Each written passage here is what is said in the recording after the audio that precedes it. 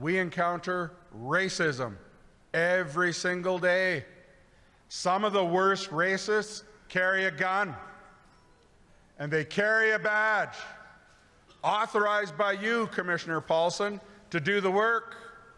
We need you to confront racism in the ranks.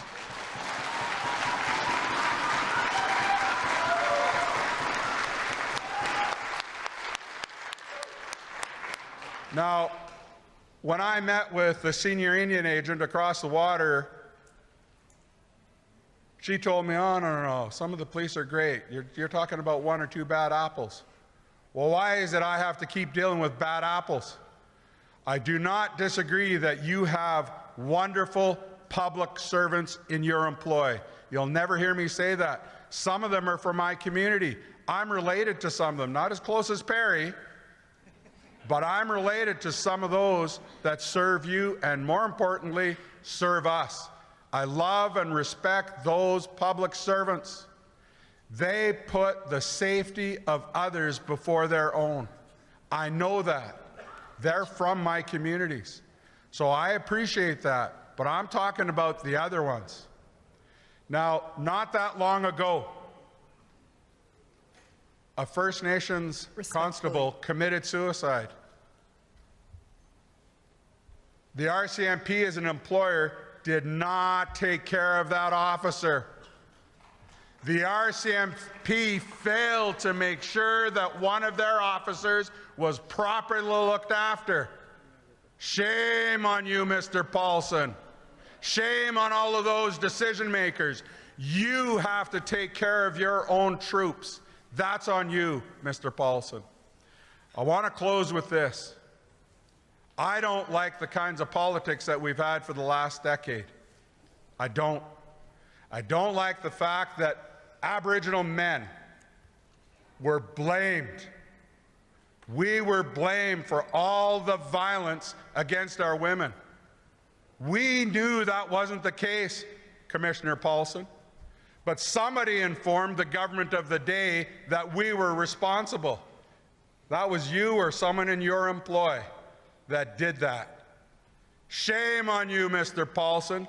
You want to earn trust? You start by owning the truth and apologizing and doing more than apologizing. You start acting on the direction of government about reconciliation. It starts now or you won't get your job done. I hear what you say. I understand that there are racists in my police force. I don't want them to be in my police force. I have secured from the previous legislative sitting a new act which permits commanding officers and me to be very decisive in respect of handling matters of discipline. And I would encourage you all, not just simply because I will give, and I have given direction to superintendents and commanding officers about the need to be properly engaged with the communities they police.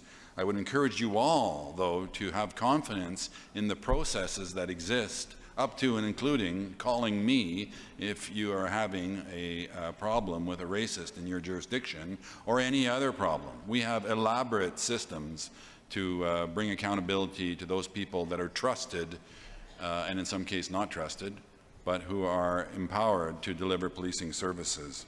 And one last comment about the suicide. We can debate perhaps whether or not we provided services to that individual. Clearly, he committed suicide and we failed. Clearly, he committed suicide, therefore I failed. But you should not be seized with the idea that we didn't go a long distance to try and support that officer, as we do to many of our men and women who suffer emotional and mental challenges from the incredibly difficult job they do on Canadians' behalf every day. Thank you very much for your patience. Thank you very much for hearing me. Thank you, National Chief. Okay. Thank you. Hello, everyone. At school or online, bullying is never the answer. Be kind, be courageous, and speak out. And let's stop bullying together.